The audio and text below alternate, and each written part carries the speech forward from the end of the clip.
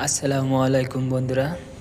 আজ আমরা শিখব কিভাবে এমএস ওয়ার্ড থেকে ফাইল পিডিএফ করতে হয়।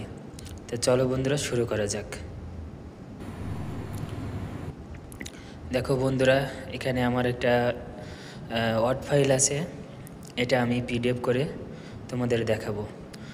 প্রথমে ওয়ার্ড ফাইলটা ওপেন করবা। তারপর তোমার কাজ হচ্ছে সেভ করতে হবে। সেভ না, সেভ অ্যাসের ভিতরে যাব। প্রথমে আমরা ফাইলে ক্লিক করব, তারপরে সেভ অ্যাস। তারপর তোমার পছন্দ অনুযায়ী তোমার ফোল্ডারটা চয়েস করবা।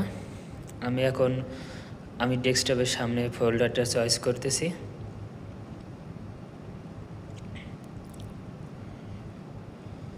দেখো বন্ধুরা, ডেস্কটপ। তারপর ফাইলের নাম দেব। এই যে ডেস্কটপ সিলেক্ট করলাম। তারপরে ফাইলের নাম দেওয়ার পরে এখানে সেভ অপশন আছে। সেভ অপশনে যাওয়ার আগে আমরা ফাইল নেমের এখানে ফাইল টাইপসের এখানে আমরা পিডিএফ ফাইলটা সেভ করব।